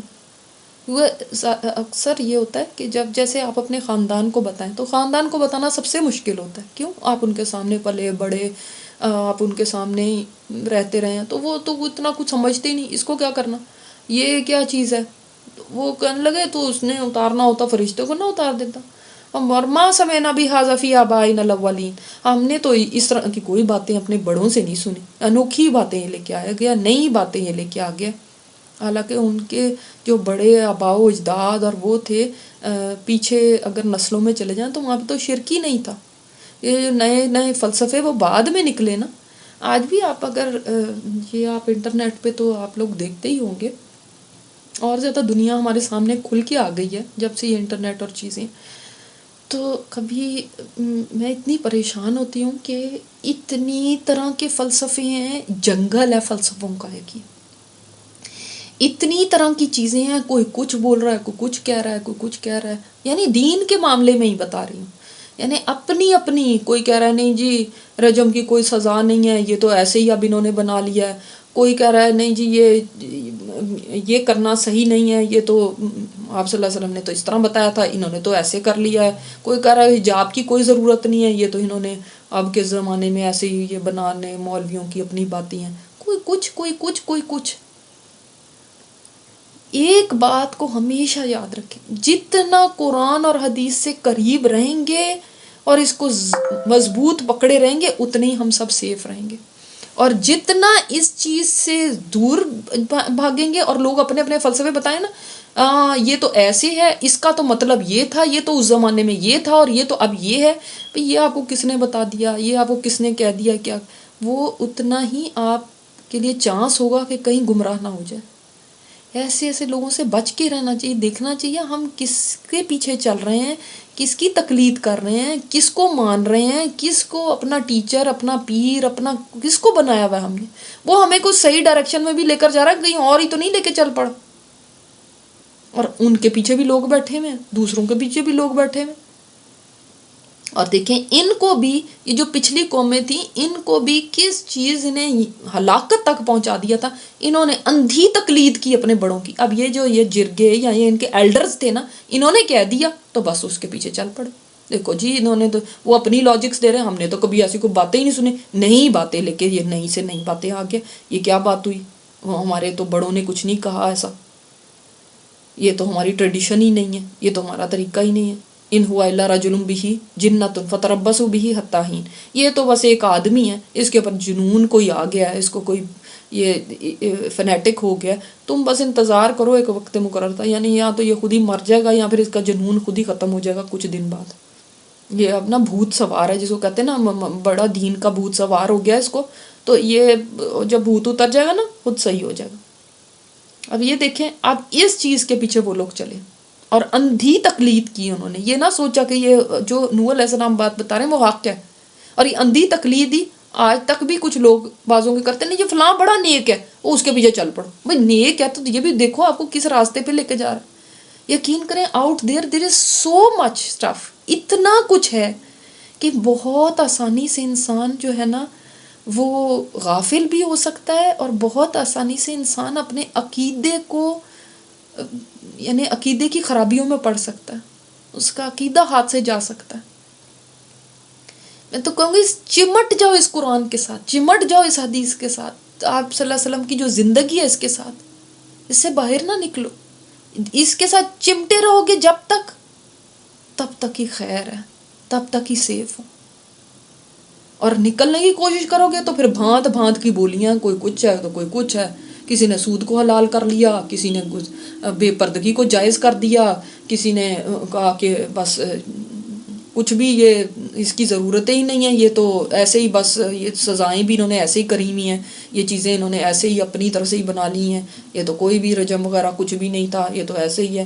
پتہ نہیں کیا کیا چیزیں اپنے ہی فلسفے بنا بنا کے رکھے ہیں. اللہ اکبر. اللہ تعالیٰ حق دکھا کے اور اس کے پر چلنے کی توفیق عطا فرمائے، اور باطل کو دکھا کے اسے اجتناب کرنے کی توفیق عطا فرمائے.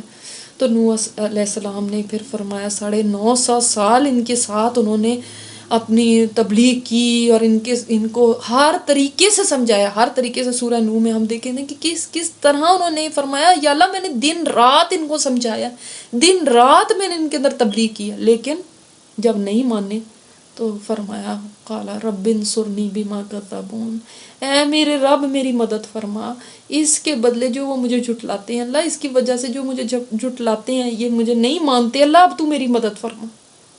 اور یہی ہماری بھی دعا ہونی چاہیے جب کہ ہمیں جھٹلایا جائے، اسلام کو جھٹلایا جا رہا ہوتا ہے، اسلام کے اوپر نام غلط الزامات لگا کے اس کو مشہور کیا جاتا ہے، چاہے وہ میڈیا ہو چاہے کوئی اور باطل لوگ ہوں جو ایسی کریں، تو رب انصرنی ہے میرے رب تو میری مدد فرما بما کذبون فاوحینا الی، تو وحی کی ہم نے اس کی طرف. اچھا کیسے اللہ تعالیٰ نے مدد فرمائی؟ پھر کہ وحی کی ان اصنع الفلک، کہ ایک فلک بناؤ، ایک کشتی بناؤ، بِأَعْیُنِنَا، ہماری نگاہوں کے سامنے. اللہ ہے جو تمہاری نگرانی کرے گا، وَوَحْیِنَا، اور ہماری وحی کے مطابق یعنی اللہ تعالیٰ گائیڈ کرے گا خود کہ اے نوح آپ کو کیسے کشتی بنانے. نوح علیہ السلام کون سی کشتیاں بنانے کے ماہر تھے، وہ کون سے کشتیوں کے کاریگر تھے، ان کو کیا پتا کہ کون سا تختہ کدھر لگانا ہے، کون سا کیل لگانا ہے، کون سا پیچ لگانا ہے، کون سا کیا کرنا ہے، کیا اس کے لیے چیزیں چاہیے.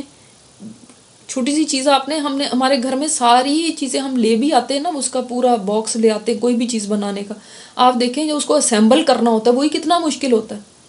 تو یہ آسان نہیں تھا، اس لیے فرمایا ہماری وحی کے مطابق. اور پھر دیکھیں کشتی بھی تو ایسی بنانے کی ضرورت تھی جو اتنے بڑے طوفان کو برداشت کر لے اور اس میں بھی چلتی رہے، اس لیے اللہ کی وحی کے مطابق. فَإِذَا جَاءَ أَمْرُنَا، پھر جب آ جائے حکم ہمارا، وَفَارَتِ التَّنُّورُ، اور تنور ابھر پڑے، فَاسْلُكْ فِيهَا مِن كُلٍّ زَوْجَيْنِ اثْنَيْنِ، تو ہر قسم کے جوڑے دو لے کے تو اس کے اندر داخل کر لو. یہ فارت تنور کی بہت ساری تفسیریں آئی ہیں. ایک تفسیر یہ ہے کہ وہاں پہ ایک تنور تھا، یہ نشانی بتائی گئی نوح علیہ السلام کو کہ جب یہ ابلنے لگے تو سمجھ جانا کہ بس اب طوفان آنے لگا، تو اس وقت لے کے ہر ایک قسم کا جوڑا لے کے اور وہ اپنی کشتی میں سوار کر لینا. اس کے علاوہ بھی یہ آتا ہے کہ جیسے وہ تنور کی طرح سمجھ لیں، وہ ایک ویلی تھی جس جگہ پہ وہ یہ لوگ رہتے تھے، اور جس وقت ابل پڑی کہ سارا کا سارا پانی اس کے اندر آنے لگا. باہر کیف جو بھی تھا، ایک ان کو نشانی بتائی گئی، جب یہ نشانی پوری ہو جائے تو اس وقت آپ ہر ایک چیز کا جوڑا لے کر اپنی کشتی میں سوار کر لینا. وہ اہلکا، اور اپنے اہل کو بھی سوار کر لینا، سوائے مگر ایکسیپشن ہے، الا من سبق علیہ القول منہم، سوائے جو پہلے ہو چکا ان پہ بات فیصلہ، منہم ان میں سے، ان کے اوپر جو پہلے فیصلہ جن کے بارے میں ہو چکا ہے، سوائے ان کے، ان کو نہیں لے کے سوار کرنا. اور وہ کون تھے؟ بیوی اور بیٹا. اب پہلے ہم اس بارے میں پڑھ چکے ہیں کس طرح ان کا بیٹا طوفان میں ہی مر گیا تھا. تو ساروں کو سوار کر لینا، اپنی فیملی کو بھی، سوائے جن کے بارے میں اللہ تعالیٰ نے فیصلہ فرما دیا ہے. کیا فیصلہ فرما دیا؟ کہ یہ آپ کے ساتھ نہیں جائیں گے. ٹھیک ہے. وَلَا تُخَاطِبْنِي فِي الَّذِينَ ظَلَمُوا، اور اے نوح ہم سے بات بھی نہ کرنا ان لوگوں کے بارے میں جنہوں نے ظلم کیا. یعنی ان کے بارے میں یہ بھی نہ پوچھنا پھر ان کا کیا آئے، ان کا کیا بنے گا، کیا ہوگا، کچھ بات نہیں جنہوں نے ظلم کیا، کیونکہ جو بیٹا اور بیوی تھے وہ بھی ظالموں میں ہی شامل تھے نا. انہم مغرقون، بے شک وہ غرق کیے جانے والے ہیں. اور ظالم وہ بھی ہیں سارے جو بستی ہے، وہ بھی سارے ظالم ہیں، وہ بھی غرق کیے جانے والے ہیں. یعنی خود غرق نہیں ہونے کا کہا گیا کہ وہ خود غرق ہو جائیں گے، وہ کہا گیا کہ غرق کیے جانے والے ہیں. یعنی وہ چاہے بچنے کی بھی کوشش کریں، چاہے ان کو تیرنا آتا ہو، چاہے ان کو پہاڑوں پہ چڑھنا ہوتا ہو، وہ کوشش کریں بھی تب بھی غرق کر دیے جائیں گے. دیکھیں نا، غرق کون ہوتا ہے؟ جس کو کوئی سمجھ نہیں ہوتی کس طرح اپنے آپ کا بچاؤ کرنا، تو وہ بچنے کی کوشش کریں بھی تب بھی غرق کوئی ان کو کر دیا، کیے جانے والے پانی میں دبا دیا جائے گا، وہ ڈوب کے ہی رہیں گے، اب بچنا نہیں ہے انہوں نے. فَإِذِ اسْتَوَيْتَ، پھر جب سوار ہو تم، یعنی برابر ہو جائے، کشتی برابر ہو جائے، یا تم اس کے اندر بیٹھ جاؤ، آرام سے سیٹل ڈاؤن ہو جاؤ، سب سٹیبل ہو جائے. کیونکہ دیکھو طوفان جب تھا اس وقت تو کتنا، یعنی سٹیبل کیا ہونا اس وقت، برابر کیا ہونا اس وقت، تو اپنے آپ کو ہی سنبھالنا مشکل ہوگا. تو جب سٹیبل ہو جائے، انتا و من معک، تم بھی اور تمہارے ساتھی جو ہیں، علی الفلک، جو اس فلک میں ہیں، تو پھر کہنا، دیکھیں یہ بھی اللہ تعالیٰ ہی سجھاتا ہے کہ کہنا کیا ہے. فقل، تو کہنا، الحمد للہ الذی نجانا من القوم الظالمین، پھر بھی تعریف اللہ ہی کی. یہ نہیں ہم بہت ایمان والے تھے، دیکھا اللہ نے ہمیں بچا لیا، اور ان کو تو انہیں غرق ہی ہونا چاہیے تھا، اور بس اپنے اندر کوئی تکبر آ جائے کہ ہم کتنے وہ ہیں، ہم بچ گئے، دیکھو یہ اب ڈھونڈ رہے ہیں نا، اچھا مزہ آیا تمہیں. نہیں، الحمدللہ، ساری تعریف اللہ تیرے ہی لیے ہی ہے جس نے ہمیں بچایا اس ظالم قوم سے. اپنی تعریفیں نہیں، ہر جگہ تعریف اللہ ہی کی ہونی چاہیے. آپ کہیں اچھائی پالیں، کوئی بھلائی پالیں، کوئی آپ کے لیے کوئی اللہ تعالیٰ راستہ کھول دے کسی چیز کا، الحمدللہ، سب تعریف اللہ کے. نہ اپنی ذہانت کے اوپر، نہ دیکھا ہم نے کشتی بنا لی تھی نا، ہم تو کہتے تھے پھر کشتی پہ بنانا صحیح ہے اور تم ہمارا مذاق کرتے تھے نا، کچھ ایسی بات نہیں، سب تعریف اللہ کے لیے. وَقُلْ، اور کہہ دیجئے. اچھا یہ جو الحمدللہ ہے نا، اب وہ پتہ ہے جو جنتی جنت میں جائیں گے تو تب وہ کیا کہیں گے؟ وہ بھی الحمدللہ ہی کہیں گے. الحمدللہ الذی ہدانا، وہ تو کہیں گے اس اللہ کی ساری تعریف ہے، اس اللہ کا شکر ہے جس نے ہمیں ہدایت دی. ہاں، یہ بھی اللہ ہی کا شکر ہے. وہ جنت پہنچ کے یہ کہیں گے، کیونکہ وہ ان کو دنیا میں بھی وہ شکر گزار تھے، اور وہاں پہ بھی جا کے ان کو یہ پتہ ہے کہ یہ ہمارے بس کی بات نہیں تھی یہاں تک پہنچنا، یہ ساری اللہ ہی کا شکر اور اسی کی تعریف ہے. وقل، اور کہہ دیجئے، اے نوح آپ کہہ دے، ربی، اے میرے رب، انزلنی، اتار مجھ کو، منزلن مبارکن، بابرکت اترنے کی جگہ، ایسی جگہ پہ جو برکت والی ہو، جس جگہ پہ میں لینڈ کروں وہ بڑی، وہ لینڈنگ پلیس جو میری ہو، منزل جو میری ہو، وہ بڑی مبارک ہو میرے لیے. برکت کیا ہوتی ہے؟ خیر، خیر کثیر، اس میں خیر ہو میرے لیے، یعنی میری جو منزل ہے وہ مجھے خیر والی منزل پہ یا اللہ اتارنا. وانت خیر المنزلین، اور تو بڑا بہترین اتارنے والا ہے. یہ کتنی پیاری دعا ہے، کیونکہ دیکھیں وہ طوفان ہی طوفان ہے، ہر طرف پانی ہے، ہر طرف لوگ ڈوب رہے ہیں، چیخو پکار ہے، اس کے اندر اللہ ہمیں کسی ایسی جگہ پہ اتارنا جو خیر والی ہو، جو برکت والی. اب کہیں نہیں پتہ کہ کہاں کشتی جا رہی ہے، کدھر ہم جا رہے ہیں، کدھر ہم نے اترنا ہے، کون سی ہماری منزل ہوگی، کچھ بھی نہیں پتہ. تو اسی طرح ہمیں بھی یاد رکھیں، ہر مواقع پہ ایسی دعا مانگنی چاہیے. بازار جائیں، آپ کسی کے گھر جائیں، آپ کہیں نئی جگہ پہ جائیں، کسی بچی کی شادی ہو اور اس نے نئے گھر میں جانا ہے، تو ربی انزلنی منزلن مبارکن، یہ جگہ ہی مبارک بن جائے میرے لیے، یہ جو میں جس جگہ اتروں، میں جس جگہ آ رہی ہوں. ٹھیک ہے. اور ماں باپ کو بھی یہی دعا اپنی بیٹی کے لیے کرنی چاہیے کہ یہ جس جگہ اترے وہ مبارک جگہ. پھر اسی طرح اور بھی، جب آپ کسی جاب پہ جا رہے ہیں، کسی اور نئی جگہ پہ جا رہے ہیں، کسی جگہ ٹریول کر رہے ہیں، آپ کہیں سیر کے لیے گئے ہیں، ہر جگہ پہ یہ دعا کریں، اللہ تعالیٰ اس جگہ میں آپ کے لیے خیر اور برکت رکھ دے گا. جہاں پہ بھی میں جاؤں اللہ اس جگہ کو میرے لیے بابرکت بنا دے. وہاں سے میرے لیے خیر نکال دے. یہ ہے اس میں ان فی ذالک لآیات، بے شک اس میں یقیناً نشانیاں ہیں. نشانیاں ہیں، ایک نہیں، نشانیاں ہیں. کس میں؟ نوح علیہ السلام کے قصے میں بہت نشانیاں. وَإِن كُنَّا لَمُبْتَلِينَ، اور بے شک ہم تھے یا ہم ہیں یقیناً آزمانے والے. آزمائش تو آتی ہی ہے، آزمائش آئے گی، امتحان آئیں گے. ان کے اوپر بھی امتحان آیا، پہلے قوم کی طرف کا امتحان تھا، اس کے بعد کشتی میں چڑھ گئے تو اب یہ ایک اور امتحان ہے کہ پتہ نہیں کہاں جانا ہے، کدھر رہنا ہے، کدھر. اب تو دیکھیں نا سب صفایا ہو گیا، نہ گھر رہا، نہ گھر والے رہے، نہ کوئی رہا، صرف یہی ہے جو فیملی ہے جو ساتھ شپ میں ہے، دیٹس اٹ. اور پوری دنیا کے اوپر طوفان آیا پڑا. تو وہ بھی ایک امتحان اللہ تعالیٰ فرماتے ہیں. یہ تو زندگی اور موت کا سلسلہ ہی امتحان کے لیے کہ تو ہم جانچ لیں تمہیں کہ تم میں سے کون ہے جو احسن عمل کرتا ہے. وَإِن كُنَّا لَمُبْتَلِينَ، آزمانے والے ہیں ہم تمہیں. تو آزمائش آتی ہے، لیکن کبھی اللہ سے آزمائشیں مانگے نہیں کہ اللہ میرے اوپر امتحان آئے نا پھر میں بتاؤں گی، پھر میں یہ کروں گی. نہیں، یہ بڑا مشکل ہوتا ہے. تو اس میں کیا نشانیاں مطلب ایسی چیز جس سے آپ کو اللہ کی پہچان ہوتی ہے، وہ ہوتی ہے نشانی. اب اس میں سے آپ کا کام ہے کہ آپ نشانیاں نکالیں. آپ کو کیا نشانیاں ملتی ہیں نوح علیہ السلام کے قصے سے. ٹھیک ہے. سبحانک اللہم و بحمدک نشہد ان لا الہ الا انت نستغفرک و نتوب الیک. تلاوت سنیں. بسم اللہ الرحمن الرحیم. قد افلح المؤمنون الذین هم فی صلاتهم خاشعون والذین هم عن اللغو معرضون والذین هم للزکاة فاعلون والذین هم لفروجهم حافظون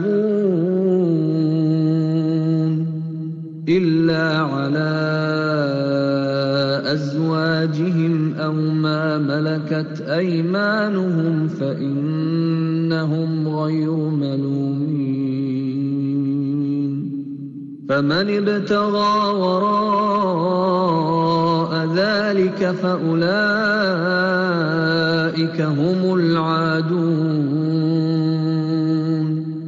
والذين هم لأماناتهم وعهدهم راعون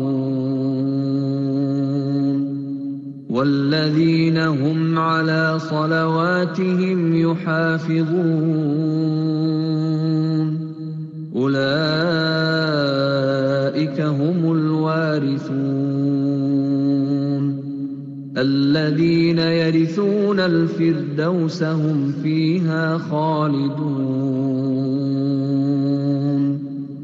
وَلَقَدْ خَلَقْنَا الْإِنسَانَ مِنْ سُلَالَةٍ مِّنْ طِينٍ ثُمَّ جَعَلْنَاهُ نُطْفَةً فِي قَرَارٍ مَّكِينٍ ثُمَّ خَلَقْنَا النُّطْفَةَ عَلَقَةً فَخَلَقْنَا الْعَلَقَةَ مُضْغَةً فَخَلَقْنَا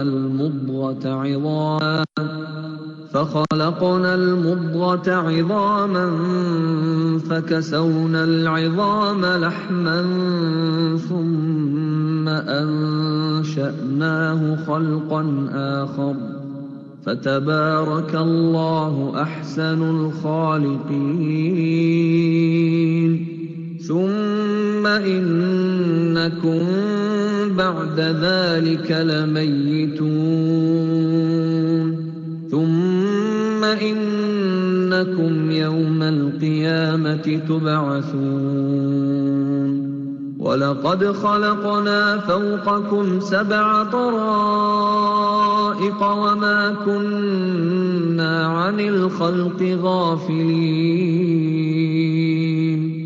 وَأَنزَلْنَا من السماء ماء بقدر فأسكناه في الأرض وإنا على ذهاب به لقادرون فأنشأنا لكم به جنات من نخيل وأعناب لكم فيها فواكه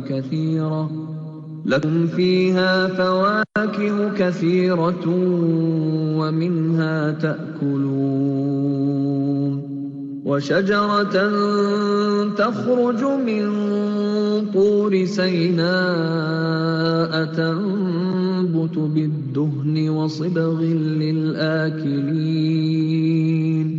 وإن لكم في الأنعام لعبرة نسقيكم مما في بطونها ولكم فيها منافع كثيرة ومنها تأكلون وعليها وعلى الفلك تحملون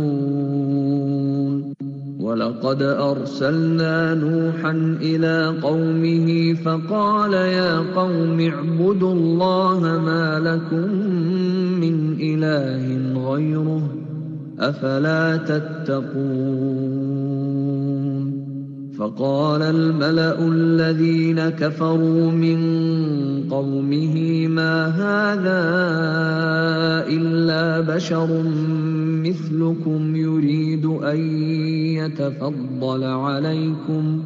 يريد أن يتفضل عليكم ولو شاء الله لأنزل ملائكة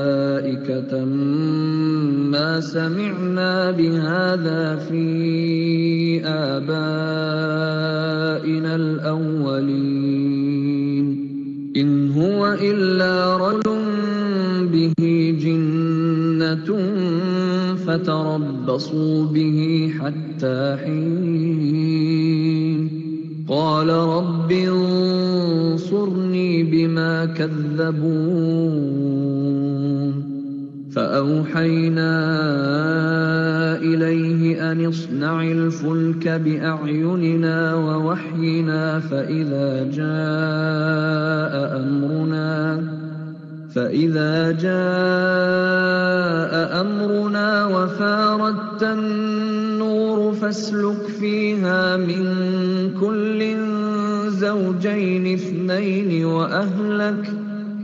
وأهلك إلا من سبق عليه القول منهم ولا تخاطبني في الذين ظلموا إنهم مغرقون فإذا استويت أنت ومن معك على الفلك فقل الحمد لله الذي نجانا من القوم الظالمين وقل رب أنزلني منزلا مباركا وأنت خير المنزلين